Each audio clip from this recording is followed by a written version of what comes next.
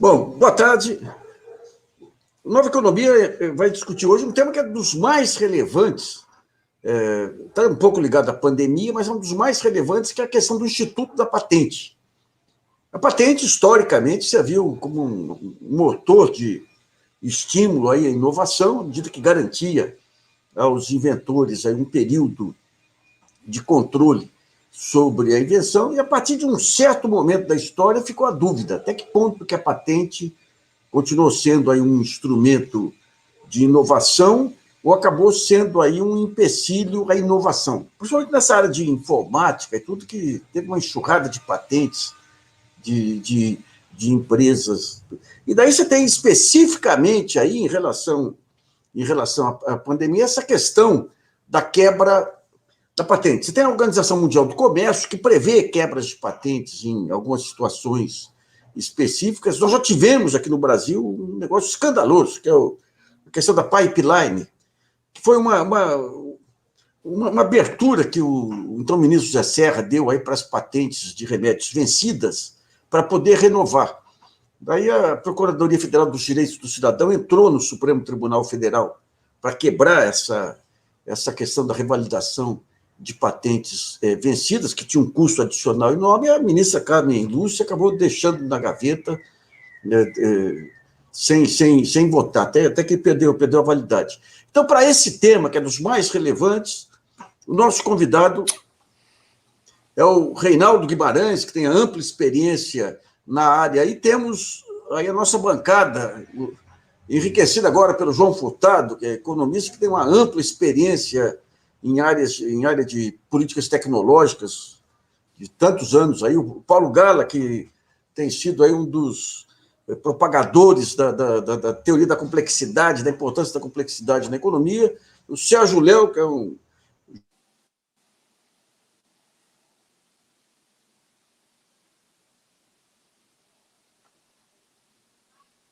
Deu uma cortada, não sei se foi só no Nassif. Jornalista, com alguns probleminhas aqui de... Voltou. Deu uma cortada, não sei se aqui de casa ou... Você parou no momento em que você estava apresentando o Sérgio. Ah, é? Uai, então cortou pouco aí. Já tinha falado dos demais.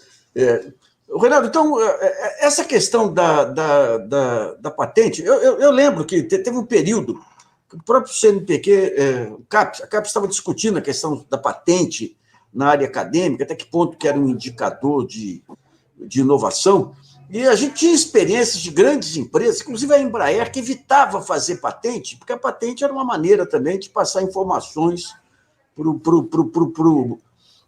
mercado em geral e para os concorrentes, né? Como que você vê essa questão da patente de uma maneira geral e, hoje em dia, a questão da patente para as vacinas, Reinaldo? Bom, boa tarde a todos. Nassif, deixa eu fazer um pequeno, mínimo, mas reparo à sua introdução. Não foi o Serra que fez o pipeline. Pelo contrário, foi o Fernando Henrique. O Serra... Não, peraí. Sim, importante. O Serra foi contra a estratégia do Fernando Henrique. E não foi à toa que foi ele, Serra, que instituiu, não é, a anuência prévia, quer dizer, da Anvisa para bloquear, não digamos, essa enxurrada de patentes que estava prevista na nova lei de patentes de 96. Né? O Serra deve ter seus pecados, mas esse ele não tem, não. Reinaldo, eu peguei tanta implicância dele que estou atribuindo a ele até coisas que ele é inocente. Não, olha só, com relação ao Instituto das Patentes, você está coberto de razão. Algo que, originalmente, e olha que isso é antigo, isso tem 400 anos, não é? Algo que foi pensado como um estímulo, não é, à invenção e à inovação, não é? Hoje em dia, não é, particularmente no campo de medicamentos, onde eu acho que é onde a guerra é mais acirrada, a guerra por patentes é mais acirrada, não é? Não tem nada a ver com estímulo à invenção. É uma questão de margem, É uma questão de lucro, é uma questão comercial, exclusivamente comercial, não é? A própria harmonização global de patentes no âmbito da OMC, né, em 94, que foi expressa nos acordos TRIPS, mostra isso. Essa harmonização ela foi feita 100% em benefício dos países detentores de patente, dos países do hemisfério norte. Não é? Houve, em 2001, não é, na rodada Doha, da própria OMC, em consequência da epidemia de HIV/AIDS, não é, da década de 90, principalmente na África, eles fizeram as flexibilidades da TRIPS para a saúde pública, entre as quais está o licenciamento compulsório. Bom, o licenciamento compulsório no Brasil foi feito só uma vez. O Serra ameaçou muito, conseguiu boas reduções de preço de medicamentos comprados pelo SUS, dizendo que, olha, ou baixa o preço ou eu faço o licenciamento. Mas o único licenciamento que foi feito foi com o Temporão, né, em 2007, do antirretroviral efavirense. Bom, com relação atualmente à questão das vacinas, eu acho o seguinte, eu acho que nós temos sempre que ser a favor, não é, do licenciamento compulsório, que de resto não quebra a patente, porque a patente continua de propriedade de quem detém isso, né?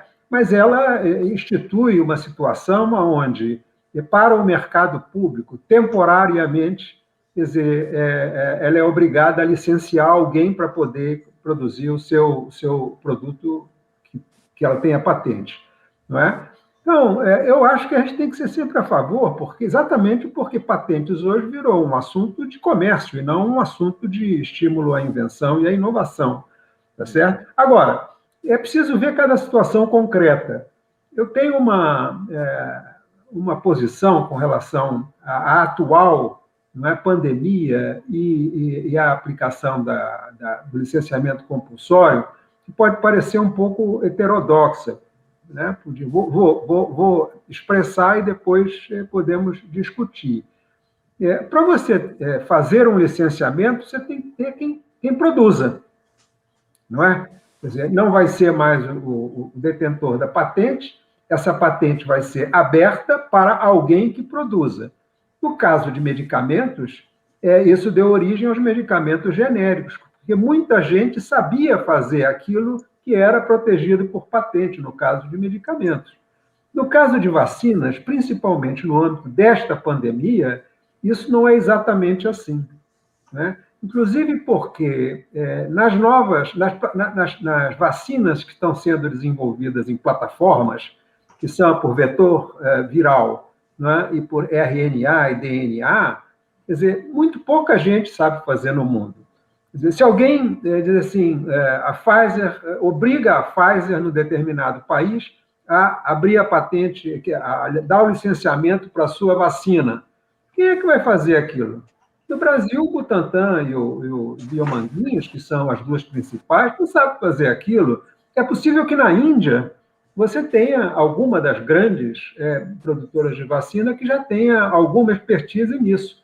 Então, é preciso pensar nessas coisas. Eu, pessoalmente, acho que, mais do que a aplicação do Instituto do licenciamento compulsório, a proposta da própria Organização Mundial da Saúde de fazer um waiver, de fazer um licenciamento geral, acordado, não compulsório, mas um licenciamento acordado entre as principais produtoras, isso pode ser mais produtivo. Não sei o que os companheiros acham disso, e fico por aqui para não falar demais. João, você que está estreando aí, João, o que você acha aí? O famoso está no mudo.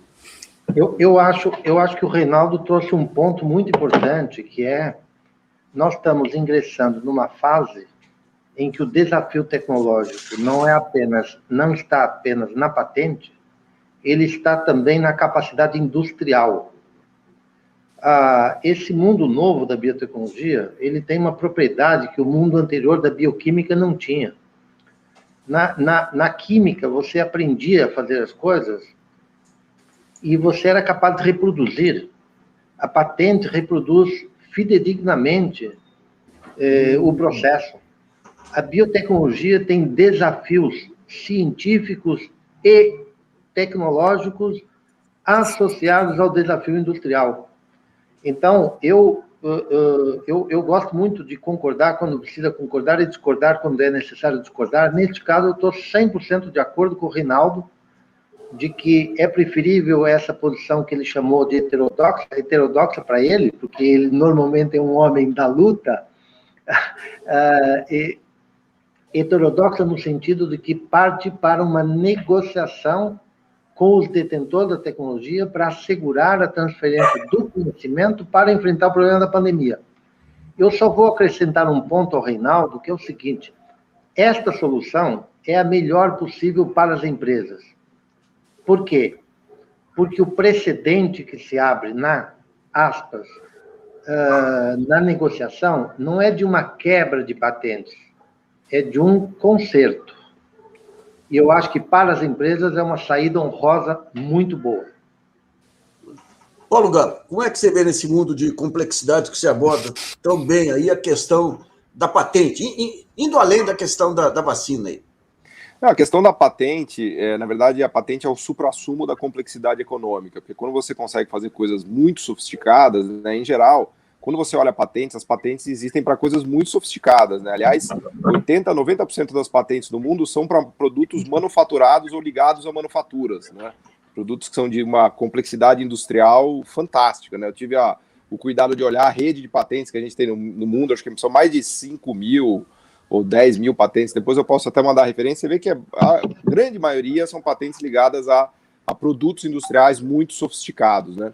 Agora, tem um ponto nessa discussão que a gente precisa mencionar, que já está no que o Reinaldo e o João falaram, que é o seguinte: uma coisa é a gente discutir patente no mundo rico, né? Então há dúvidas, assim, até os economistas liberais, eles ficam meio perdidos em relação a isso, né? Porque a patente pode ser lida como uma falta de liberalismo, porque você protegeu de alguma maneira, né? Por outro lado, você tem um incentivo à inovação. Então, ao longo da história, nem o pensamento liberal teve, vamos dizer assim, um consenso claro em relação ao que deve se fazer com patentes, né? Em alguns momentos da história se considerou que a patente era algo antiliberal, porque ela protegia coisas, né? Agora, da ótica de um país emergente de desenvolvimento como o Brasil, não tem a menor dúvida que as patentes nos atrapalham, né? Por quê? Porque se a patente é a cristalização da complexidade econômica e a grande maioria das patentes no mundo está no hemisfério norte, com os países ricos, e se a própria definição de desenvolvimento econômico é conhecimento, domínio tecnológico e, eventualmente, patentes, fica bastante claro que tem uma assimetria enorme nesse jogo. Então, os países pobres e emergentes não vão conseguir bater as empresas dos países ricos, que, ademais, são donas de patentes. Então, é uma lógica que congela tudo, né? É evidente que o Brasil não vai conseguir bater uma Siemens, uma Bayer, uma Pfizer, pega todas as patentes do mundo. Vai ver que são empresas ricas de países ricos, né, que estão lá, muito bem, obrigado, e a chance de um país pobre emergente em chegar lá é mínima. Então não é uma questão de ter patente, não ter patente no Brasil. A questão é que a patente já é dos caras, né? E eles vão proteger isso com unhas e dentes. Então a gente precisa ter essa perspectiva, vamos dizer assim, para usar uma palavra horrível e velha, terceiro mundista, né? Em relação às patentes, porque elas estão aí para proteger os mercados já dominados, já estabelecidos com multinacionais que já são de países ricos, com honrosas exceções, né, da Coreia que chegou lá, da China que está chegando com muita violência. Veja o que a China fez com patentes nos últimos 20, 25 anos, não preciso nem entrar nesse mérito, né, mas a patente em si ela já é um obstáculo ao desenvolvimento econômico, da ótica de um país pobre emergente. Podemos até discutir no país rico e tal, como é que é essa dinâmica, né, porque as empresas elas já estão no nível que elas têm capacidade de brigar pela fronteira tecnológica, por exemplo, no caso das vacinas de RNA e tal. Você tem empresas na Europa que conseguem brigar nos Estados Unidos e tal, mas qual a chance do Brasil de a gente desenvolver uma capacidade produtiva de vacinas baseadas em RNA, desculpe, em RNA? Então, eu acho que essa assimetria tem que estar clara, porque muitas vezes eu vejo as pessoas discutindo em relação a patentes e a própria OMC também é totalmente hipócrita em relação a isso, porque se fala em nivelar o campo de jogo, mas o campo de jogo é completamente desnivelado, né? Os alemães jogam de cima e o Brasil joga aqui de baixo. Então é evidente que as patentes favorecem as firmas já estabelecidas, né? Então Eu acho que essa perspectiva é fundamental para a gente pensar a economia das patentes e a complexidade econômica envolvida também na questão das patentes. Né? Maravilha. Sérgio Léo. Olha, eu vou trazer pergunta, como jornalista aqui, dúvidas mais do que certeza, mas uma coisa, para quem acompanhou, como eu acompanhei dezenas de negociações de comércio, é importante deixar bem claro que é uma contradição que a gente fala em patente quando está defendendo o livre comércio. A patente é um direito de monopólio, quer dizer, o dono da patente garante para ele, só ele pode fabricar, e se alguém quiser fabricar, tem que pagar um pedágio para ele. Então, isso tem que ficar muito claro, né?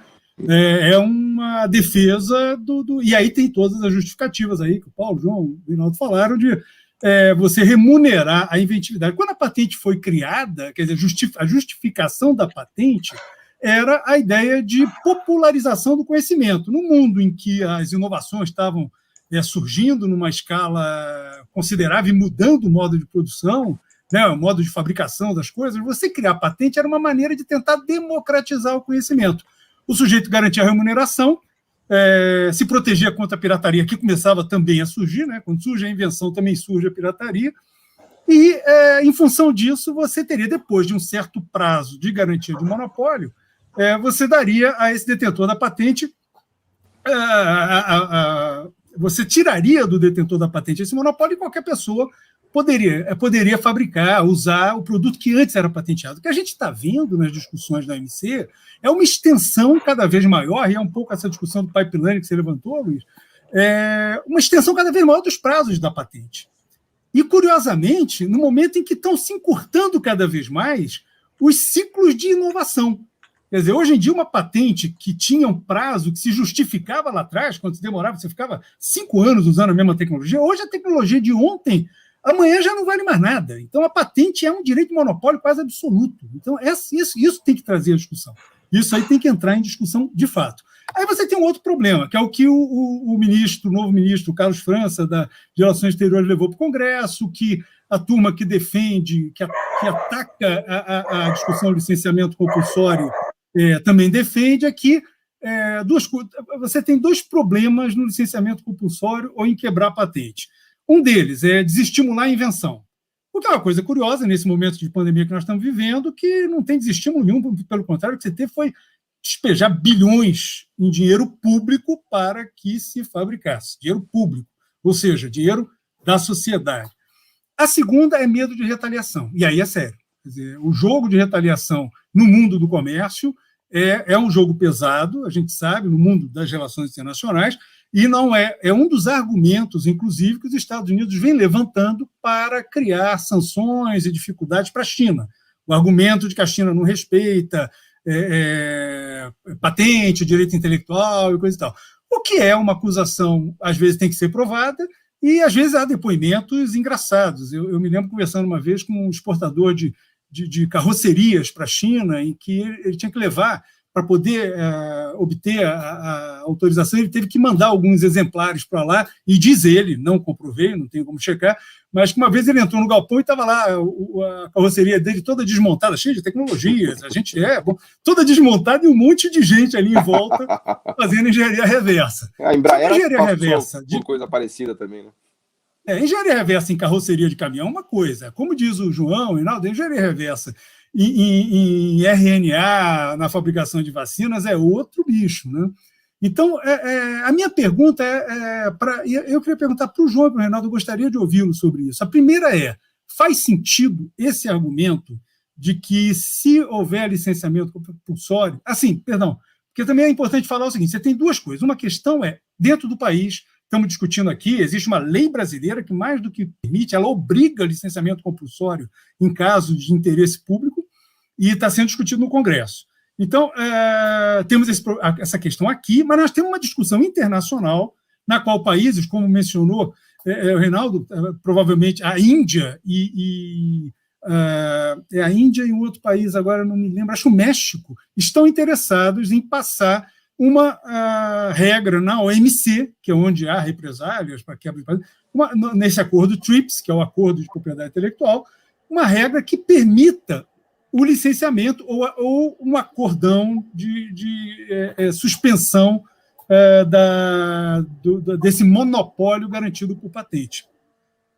E aí vem a minha pergunta, né? Falando do ponto de vista interno, existe de fato, vocês acham que é grave, é iminente, é real essa ameaça de retaliação? Se tomarmos uma decisão precipitada, podemos acabar dando um tiro no pé? E, tendo em consideração que é uma discussão internacional, de acordo, como defendeu o Reinaldo, João, nessa posição heterodoxa, que eu nem acho tão heterodoxa assim, será que não é ingenuidade a gente achar que esses laboratórios que ganharam recursos do poder público, eles vão topar, eles vão deixar que seus governos suspendam esses direitos de patente? Posso tentar responder, Nassif? E, por favor, corrija as bobagens que eu tenha dito aí no meio do caminho. Não, Sérgio, você não disse bobagem nenhuma. Antes de entrar no teu ponto, eu queria... o Paulo levantou uma questão importante, não é? Que a economia liberal, ela no início, com patente. Tem um economista importante norte-americano, de meados do século passado, chamado Fritz Machlup, não é? E o Machlup, ele dizia a seguinte frase: se nós tivéssemos que inaugurar agora um sistema de patentes, eu seria contra. Como nós já temos um, eu vou ser a favor. Então, o Machlup era um ultraliberal. Se não me engano, ele era de Chicago, da escola de Chicago, coisa que o vale. Então, os liberais, porque eram contra a interferência do Estado. Eles achavam que a patente era uma interferência do Estado num negócio que devia ser, onde o Estado devia estar afastado. Mas, voltando aqui às questões que o Sérgio coloca, primeiro, a coisa da retaliação, não é? Os Estados Unidos, eles anualmente fazem uma lista de países, não é, que não podem obter determinados incentivos de parte dos Estados Unidos porque não respeitam patentes. O Brasil já faz parte dessa lista há muito tempo. Eu não sei se agora está ou não, mas há muitos anos que ele faz parte dessa lista como um país que não respeita patentes. Bom, mas como é que a história funciona na prática? Isso é uma questão de governo, mas como é que as empresas enfrentam isso? É diferente. Quando foi feita o licenciamento do Efavirenz, não é, na época do Temporão, havia todo um frisson: os americanos vão retaliar, não vão mais vender. A Merck, que era a dona da patente, disse que não vai vender. Não, o que acontece é que a retaliação existe quando o mercado que faz o licenciamento não importa tanto. Se o mercado for um mercado gigantesco, como é o mercado brasileiro para remédio, não tem retaliação nenhuma. Por quê? Porque o preço da retaliação vai ser pior do ponto de vista da empresa, tá certo, do que o lucro que ele vai ter continuando, vai vender outros produtos, ou coisa que o valha. Então, não sei se fica claro o que eu estou dizendo. Quer dizer, o tamanho do mercado é que, digamos, calibra o grau de retaliação, não é? E esse assunto, ao menos no caso dos Estados Unidos, eu imagino que da Rússia ou da China seja diferente, mas o interesse da empresa é defendido pela empresa. Tem ligações com a posição de Estado, mas tem uma autonomia grande. Quer dizer, a empresa está pensando nos seus investidores, nas ações na Bolsa de Nova York, não está pensando no Estado norte-americano. Outra coisa, não é? O Congresso Nacional está pronto para discutir. Desculpe, não é o Congresso. O Supremo Tribunal Federal está em vias de discutir, não é, uma ação direta de inconstitucionalidade que já está lá há 7 ou 8 anos, né? Ela foi colocada em primeiro lugar pela ABFINA, pela Associação Brasileira das Indústrias de Química Fina e Biotecnologia. Depois, quer dizer, a própria Procuradoria-Geral da República, né, na época do Temer, ela comprou essa briga, né, e ela própria colocou essa ADIM, patrocina essa ADIM. E essa ADIM, ela tenta demonstrar que o parágrafo único do artigo 40 da nossa lei de propriedade é inconstitucional. O que diz esse parágrafo único? Esse parágrafo único diz que os 20 anos do monopólio que a patente concede, isso também é um acordo internacional que está previsto no TRIPS, não é? Aqui no Brasil, com esse parágrafo único, esses 20 anos eles têm que ser acrescido do tempo que o INPI demorou para analisar e conceder a patente. Portanto, você tem, para medicamentos, um número grande de medicamentos muito importantes para o Sistema Único de Saúde, em que a patente não dura 20 anos, dura 25, 28, até 30 anos, porque esse parágrafo único está colocado. Digamos, o fulcro dessa ação direta de inconstitucionalidade é que o consumidor, a população, o cidadão não pode ser prejudicado por um erro que é do Estado, do INPI. Tá certo? Portanto, há uma inconstitucionalidade aí, quer dizer, na extensão da patente. Não sei se respondi alguma coisa, Sérgio. Que você Reinaldo, só uma pequena correção. Essa DIN foi proposta bem antes, uns 8 anos atrás. Isso. E o caso dormiu na gaveta da ministra Carmen Lúcia de forma absolutamente suspeita. Nós escrevemos sobre isso aí, foi incompreensível a demora dela. E quando ela tirou da gaveta, parte dos remédios aí que já poderiam ter aliviado o custo do SUS já tinha vencido, inclusive, esse prazo adicional aí, né? João Furtado, o que você tem a dizer? O Sérgio Real te provocou também. Mas antes disso, eu queria desdobrar o argumento do Paulo, que é muito interessante, né? Do ponto de vista dos economistas liberais, a patente é uma aberração. Como é que você concede a um ente privado um privilégio que ele não consegue conquistar no mercado? Do ponto de vista da economia liberal, não há nenhuma dúvida de que a patente é uma completa aberração. Existe um economista heterodoxo, muito heterodoxo, que fez Chicago.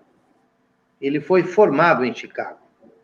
Ele estudou Chicago por dentro. Ele se rebelou contra a quantidade de coisas horrorosas que ele viu por lá, e ele se tornou um especialista em como Chicago foi construindo certos pensamentos. Então, ele conta, por exemplo, como é que a indústria farmacêutica literalmente... De quem você está pensando? Quem você está falando? Eu estou falando de um cara chamado Michael Steinbaum. Tá. E depois eu compartilho com vocês algumas coisas dele, mas ele é uma pessoa extraordinariamente vocalista de uma posição que é, literalmente, a indústria farmacêutica comprou Chicago para que Chicago... Não, eu não estou exagerando nas palavras. Eu não estou exagerando. Ele conta, passo a passo, como a indústria farmacêutica conseguiu comprar Chicago para que Chicago absorvesse uma aberração do ponto de vista liberal. Então, o Paulo tem toda a razão. Eu só estou colocando um pouco de tinta mais forte no que o Paulo disse. João, mas eu estou surpreso, João. Quer dizer, então, que houve acadêmicos que ganharam dinheiro para financiar suas pesquisas, e essas pesquisas foram favoráveis aos financiadores? Isso acontece? Sérgio, eu estou chocado. Sérgio, deixa eu te contar um outro ponto que vai deixar você mais chocado ainda. Eu estou lançando um livro agora. Eu não consigo acreditar nisso.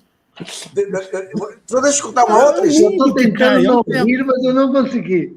Deixa eu só contar uma outra história para acabar com o seu encanto de vez. Eu estou lançando um livro agora, pegando alguns casos de jornalismo, e a indústria farmacêutica, remédios, você tem restrições da Anvisa aí de publicidade comercial. Então, tem uma determinada revista aí, vou dar só as iniciais dela, Veja, que fazia capas mostrando como que um determinado remédio para diabetes permitia emagrecer.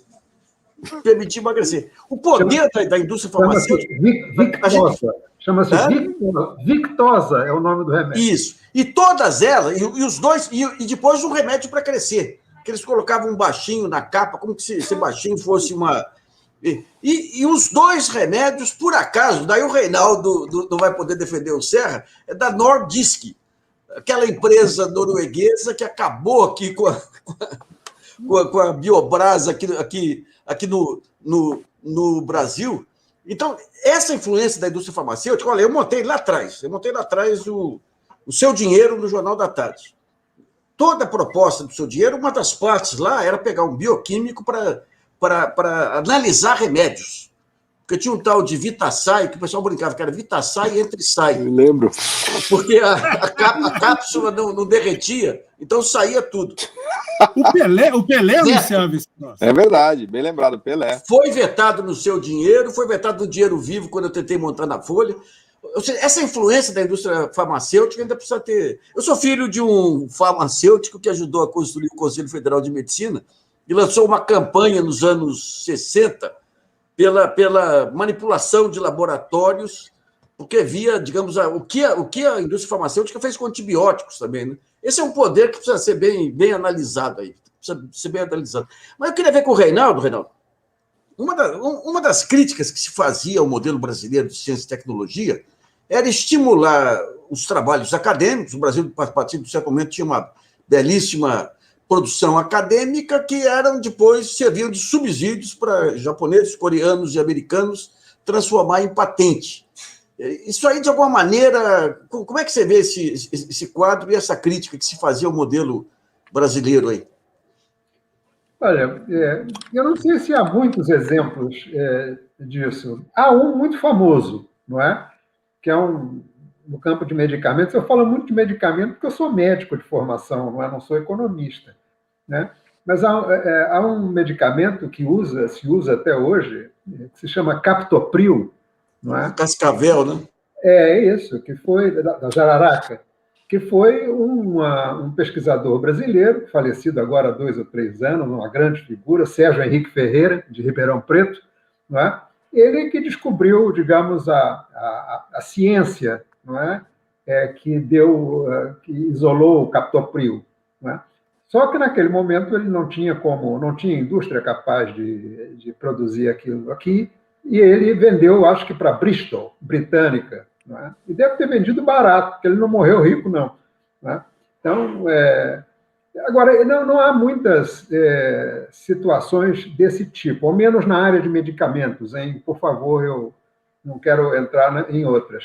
O que existe do campo da política científica e tecnológica brasileira é uma enorme, digamos, atrofia da demanda, né? O lado da demanda, ele é um lado que, com poucas e honrosas exceções, não entrou, digamos, numa corrida de tecnologia de base científica importante. Eu posso apontar a Petrobras, né, e posso apontar a Embraer como 2 exceções maravilhosas, né? Mas eu acho que esse é o grande problema, ou um dos maiores problemas da nossa política científica e tecnológica.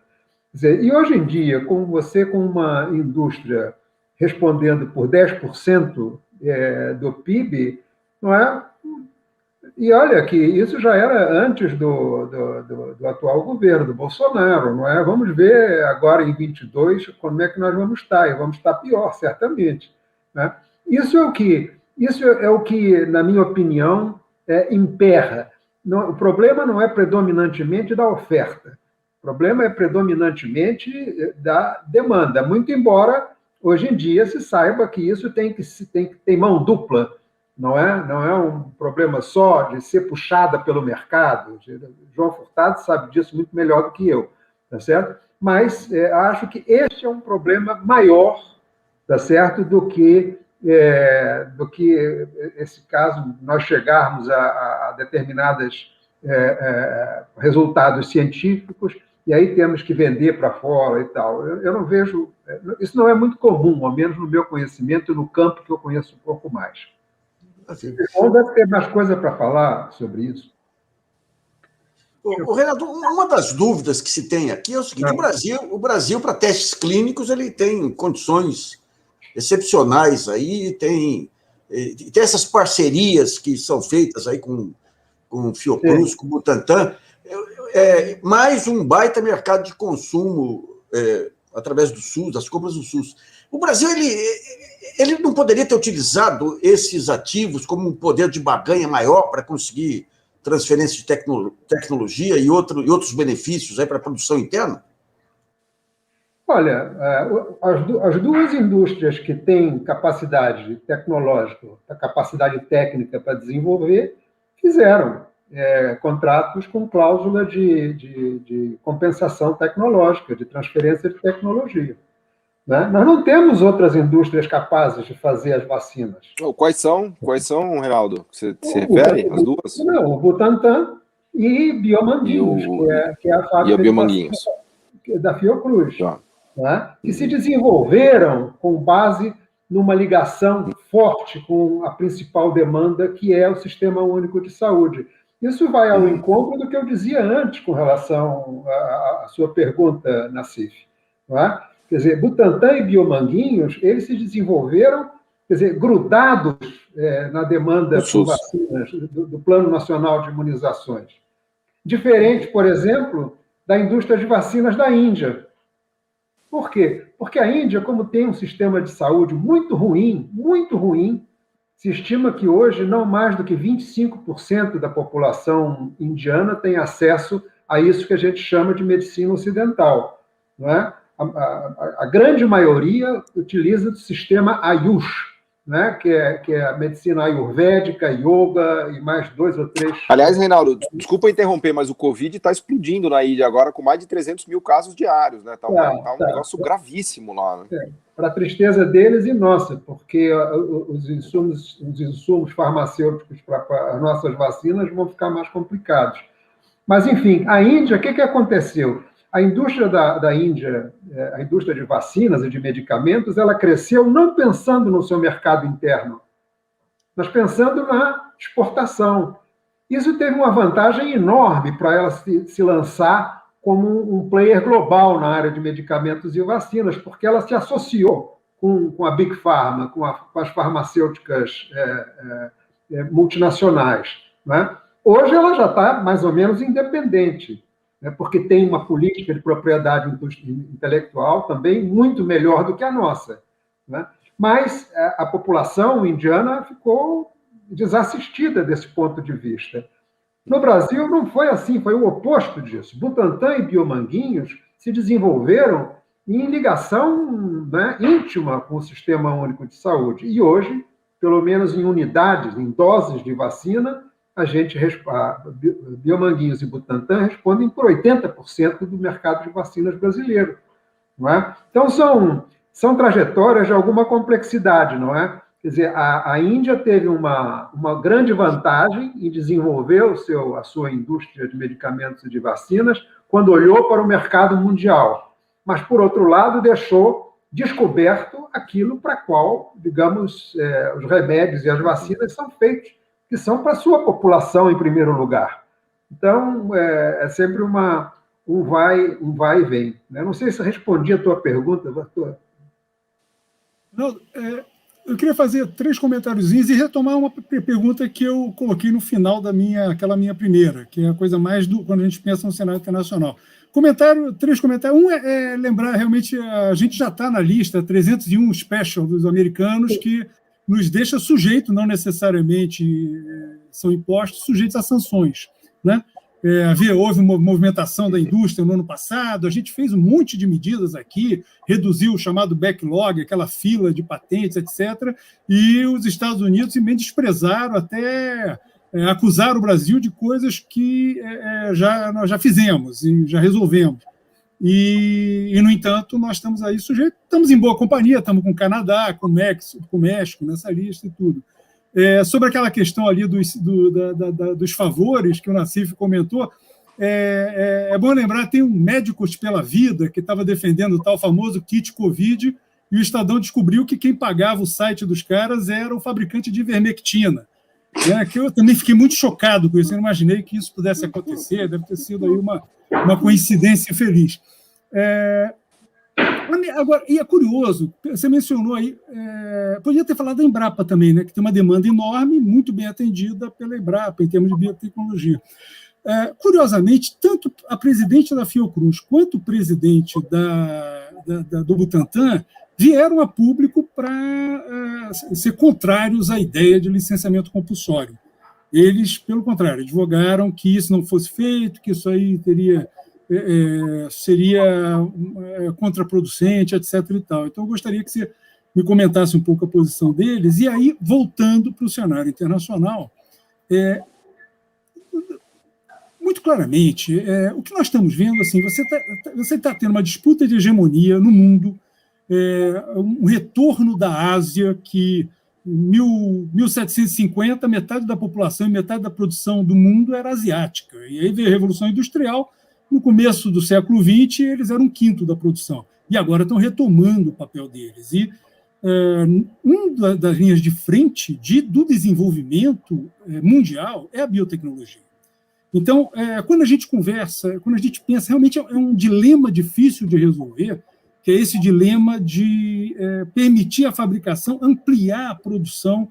Você tem algumas fábricas, de fato, com capacidade ociosa na Ásia, que, eventualmente, se tivessem um licenciamento mais rápido, poderiam suprir uma parte dessa demanda enorme que está surgindo, mas, nesse contexto de uma grande disputa de biotecnologia e um temor do Ocidente, o chamado Ocidente, que inclui o Japão, de perda de hegemonia para esses asiáticos emergentes, e aí a China é o maior, mas a Índia, nesse campo, não é desprezível, esse temor me leva a duvidar muito da possibilidade de um acordo em que os grandes produtores, os grandes detentores de patentes cederiam, permitiriam que fábricas e indústrias fora das suas localidades usassem esse conhecimento para passar a produzir, porque claramente eles aproveitariam esse momento para avançar tecnologicamente, né?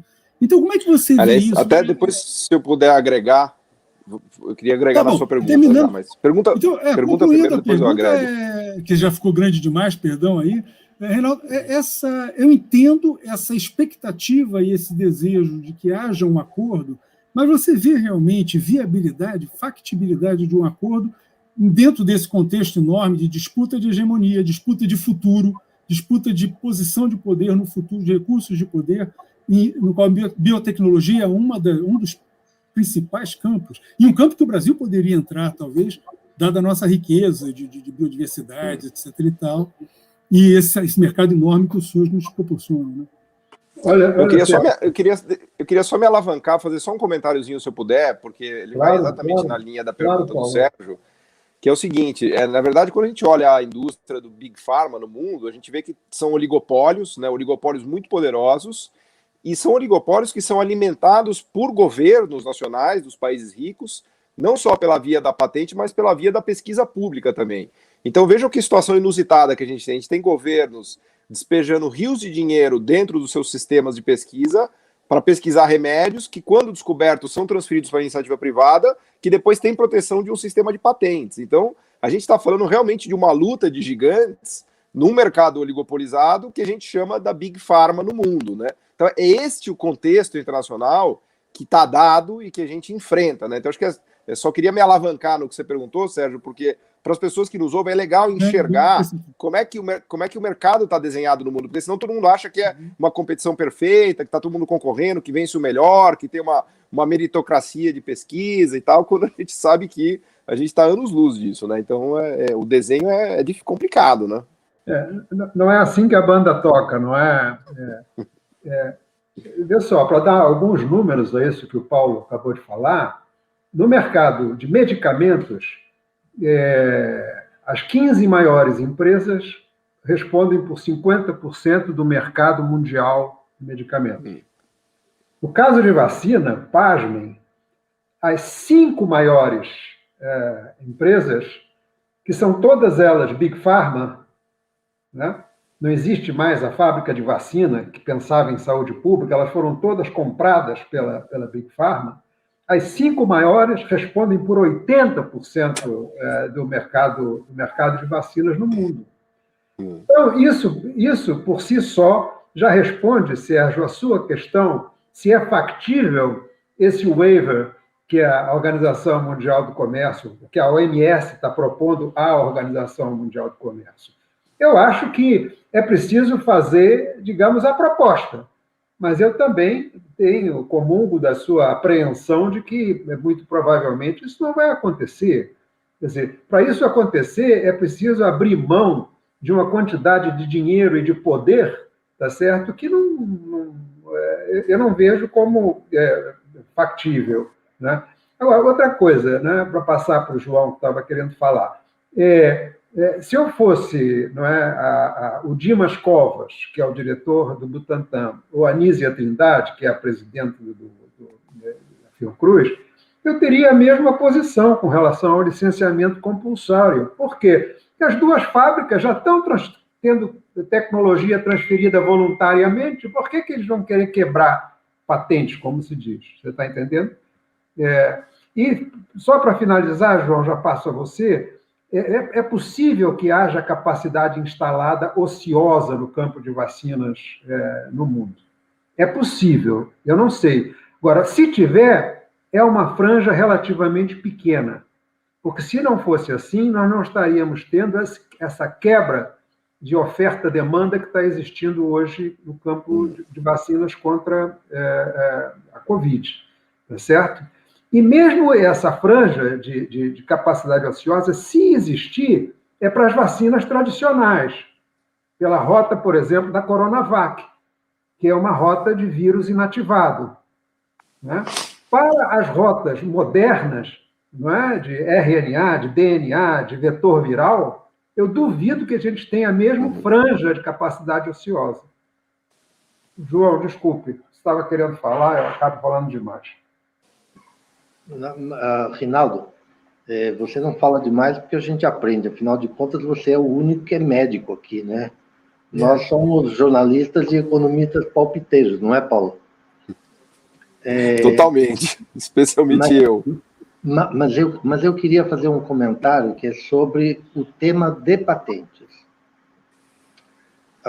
E o comentário é duplo. Os Estados Unidos acusam o Brasil e muitos outros países de sermos países piratas.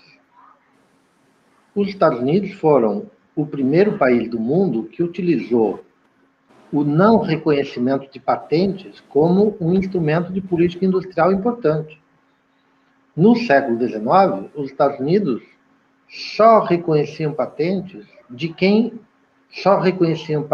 estrangeiras de quem produzisse em território americano. Se você não produz aqui, eu não reconheço tua patente. Então, ou você vem produzir aqui, ou algum americano vai produzir no teu lugar. Então, essa é a primeira observação.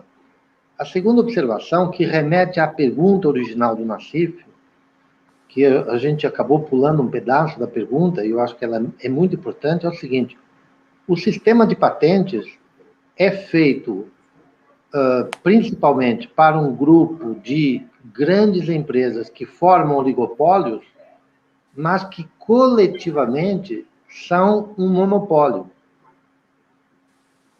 A empresa A e B e C têm 5.000 patentes no mesmo segmento e elas se licenciam umas às outras. E as três, coletivamente, impedem a entrada das empresas D, E e F. Porque as empresas D, E e F não têm 5.000 patentes para licenciar e não conseguem produzir apenas com uma dúzia de patentes. Nassif, enfim, esse assunto é um assunto muito importante. Você mencionou a Petrobras, a Embraer. Eu não vou comentar a Petrobras porque é um assunto um pouco complexo que não cabe aqui, mas no escritório americano, a Embraer tem menos de 200 de patentes. Tanto a Boeing quanto a Airbus têm milhares de patentes, dependendo se é o escritório americano ou o escritório europeu. Eu não vou mencionar nomes de empresas, porque não é o caso, mas digamos que você pega um grande grupo industrial brasileiro, um grupo muito grande que já foi o maior grupo industrial brasileiro. Esse grupo tem, nos Estados Unidos, uma dezena de patentes. Uma dezena. A sua empresa rival, no seu segmento de atuação, tem 1 milhar. O Debrecht que você está falando, de Braskem?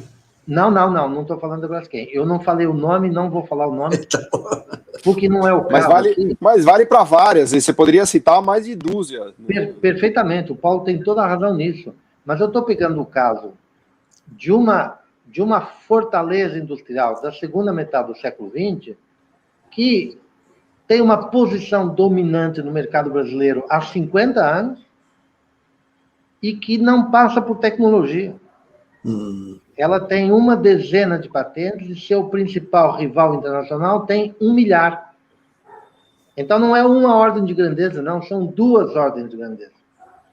Então, eu retomo o ponto do Reinaldo de que existe um problema de demanda tecnológica. As empresas brasileiras têm uma baixa propensão a contratar pessoas inteligentes para desenvolverem tecnologia. João, eu queria só colocar 2 pontos, para ver se tem realmente fundamento isso.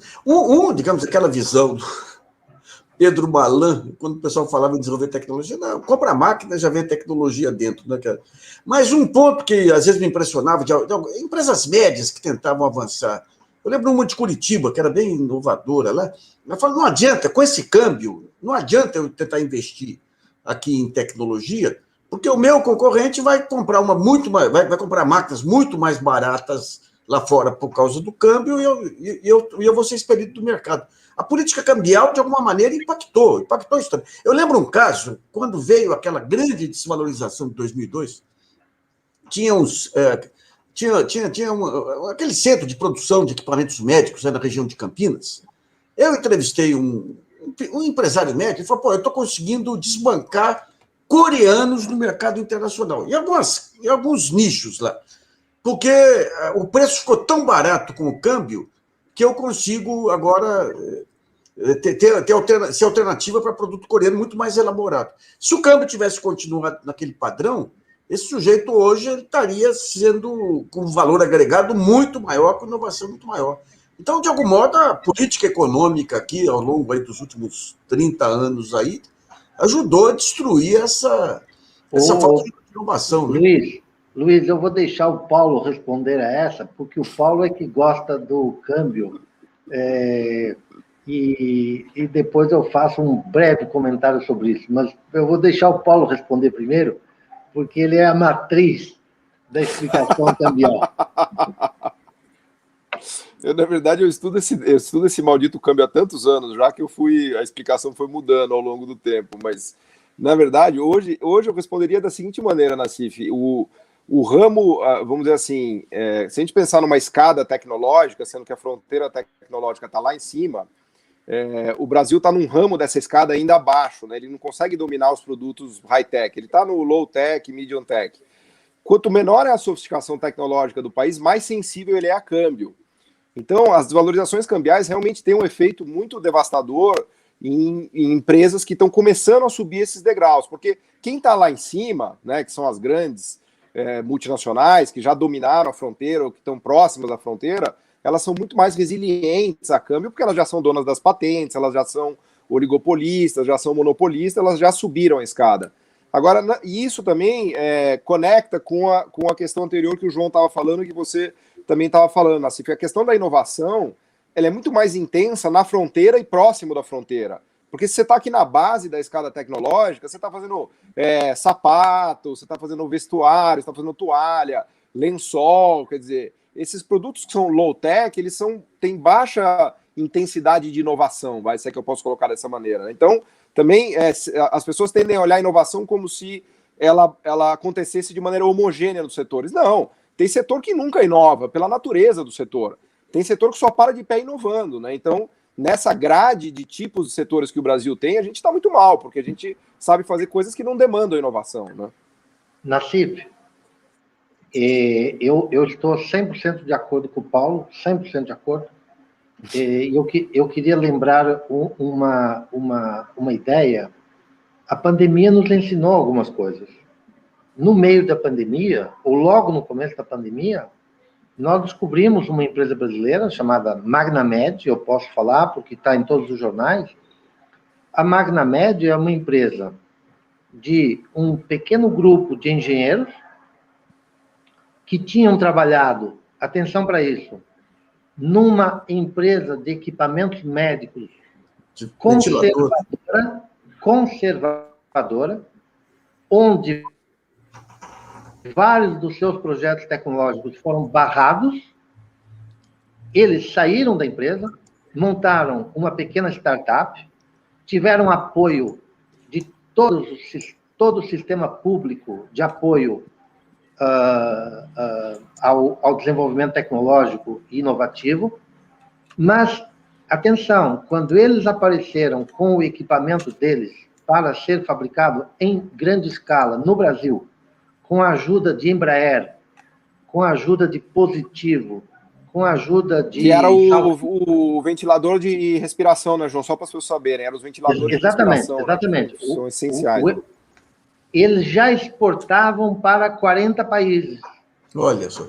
Com câmbio alto e baixo, mas, como disse o Paulo, produtos de tecnologia que têm margens elevadas e têm muitos componentes importados, eles conseguem fazer uma compensação de custo e receita que passa por dólar. A Embraer também. Então, esse elemento é muito importante. Esse é um ponto curioso, né? Que você teve aí uma dispersão das cadeias de produção. Então, hoje, quem produz alguma coisa mais avançada tecnologicamente tem um percentual de componentes importados grandes, que acaba, nesse jogo de câmbio, mudando. Agora, o que está acontecendo, que a gente está vendo com essa pandemia, e quando descobriram que dependiam demais da Ásia em matéria de insumos farmacêuticos e médicos, a gente está vendo toda uma revisão da discussão sobre livre comércio, etc. A gente vê no próprio Estados Unidos, o programa do Biden tem um claro traço protecionista. Você tem alguns países da Europa ou pelo menos de reduzir a cadeia de produção à vizinhança, né? E aí o câmbio pode voltar a ter uma importância. E aí entra a minha pergunta, eu queria voltar a perturbar o Reinaldo aqui com as minhas dúvidas, minha curiosidade. Você mencionou a presidente da Fiocruz e o presidente do Butantan. Curiosamente, eles não estão tão preocupados com a questão do licenciamento, porque eles conseguiram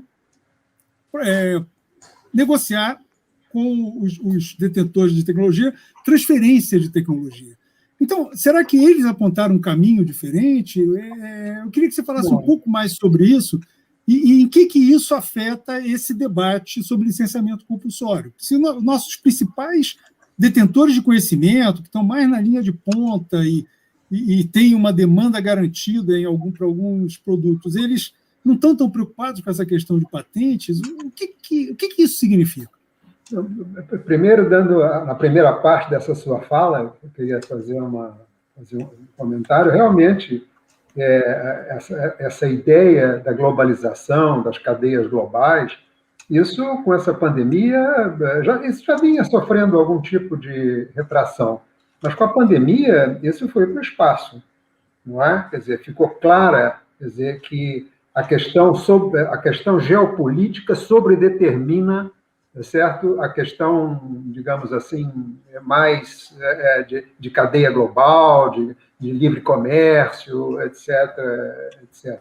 Bom, por que eu falo da Nízia Trindade e do Dimas Covas, não é? Porque eles fizeram, afinal de contas, seus contratos com transferências de tecnologia. Portanto, eles... O que o Butantan vai fazer, tá certo? Se alguém chegar para a Sinovac, se o presidente da República... Olha, esse é um outro problema, né? Quem estabelece um licenciamento compulsório é um decreto do presidente da República. Eu quero ver o Bolsonaro assinar. E a gente está sem presidente, esse é um problema. Mas vem cá, a Anísia e o Butantan estão falando em relação a uma coisa específica aí, que é se o licenciamento favoreceria agora a produção de vacina. Isso, é isso que eu quero dizer. O que o Dimas Covas ia achar, lá, o governador de São Paulo, se quebra a patente lá, oi, Sinovac, que é a firma lá, quebramos a sua patente. O que isso significa no concreto? Significa um ganho político importante? Certamente. Uma atitude altiva do Brasil, etc. Mas o IFA, não é? O fornecimento do ingrediente farmacêutico ativo acaba. Acaba. Você está entendendo? Então, Mas eles conseguiram produzir, eles conseguiram um acordo sem quebrar patente. Então, existe um caminho aí sem licenciamento? Existe. Agora, a transferência de tecnologia, ela depende do que é que consta no contrato de compra do produto e que inclui uma cláusula de transferência de tecnologia. Quer dizer, a transferência de tecnologia fez, digamos, a vida do Butantan e de Biomanguinhos, sem dúvida nenhuma. Agora, esse mecanismo tem problemas. Quais são os problemas? Não é? Primeiro, certo? Como alguém já falou, acho que foi o Nassif, não é? Um contrato desse de transferência de tecnologia, digamos que ele dure 5 anos. De repente, com essa dinâmica tecnológica a jato, em 2 anos essa tecnologia está obsoleta. E você está escravo do teu contrato de 5 anos. Mais do que isso, nesses contratos, normalmente, os mercados estão determinados. Tá? Quer dizer, vou transferir tecnologia, A transfere tecnologia para B, mas B só pode vender no Brasil. Ou então, se houver alguma benevolência, só pode vender no Brasil e no Mercosul. Tá certo? Então, esse é um outro problema. Quer dizer, você fica muito na mão do fornecedor da tecnologia. Agora, eu não vou desqualificar o mecanismo. O mecanismo fez com que, das 16 vacinas hoje dadas pelo Programa Nacional de Imunizações, né, umas 12, mais ou menos, tenham sido produzidas aqui com mecanismos de transferência de tecnologia. Mas ele tem limitações. Quer dizer, o que a pandemia mostrou é que a ideia da autossuficiência ela deve voltar para cima da mesa para a gente discutir. Isso certamente sim. Muito bom. O João ia fazer uns comentários aí. Eu queria desdobrar a questão do Sérgio, muito interessante, sobre o que de novo a pandemia traz para a mesa.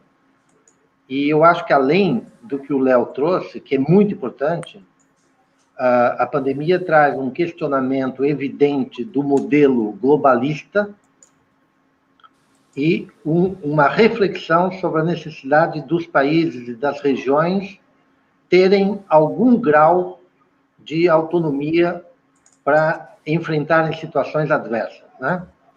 E eu acho que essa questão, Sérgio, se desdobra numa outra questão igualmente importante, que é a seguinte: nós ouvimos a fábula há muito tempo de que a China é aquele país de tecnologia roubada e mão de obra barata e escravos, etc., né? Bom, a gente já tinha ouvido essa fábula sobre o Japão nos anos 50, 60 e sobre a Coreia nos anos 80 e 90, né? Então, a gente já devia ter um pouco de anticorpos. Mas o fato é que em São Paulo, onde sempre houve um discurso anti-chinês, nós estamos sendo salvos por uma vacina chinesa. Eu acho que vou dar um parêntese. João, vou te interromper, dar um parêntese, saindo de vacina para outro canto. Em 2013, no Fórum Social Mundial, eu ouvi o subsecretário de Energia dos Estados Unidos dizer numa palestra que, olha, os chineses nos passaram em energia fotovoltaica. Ficamos para trás. Quer dizer, os caras já... Essa etapa aí, eles já venceram, que é uma coisa típica da Ásia, né? A parte de custo barato vai indo para outros países. Então, Sérgio, tem uma questão muito importante aqui, que é a seguinte: nós devíamos aprender com isso. Nós devíamos aprender com as duas questões. E eu vou me permitir só um parágrafo aqui sobre um assunto em que o Brasil acha que vai ser uma potência agrícola mundial porque a China vai precisar de alimentos. E eu só queria dizer o seguinte, a China pode importar muita soja do Brasil, mas a China produz 98% do seu consumo de alimentos. Eu vou repetir o número. 98% do consumo de alimentos. É um dos maiores produtores de soja do mundo, é a China. As pessoas não sabem disso. Nós podemos vender para a China 2%. É isso que a China vai comprar do mundo.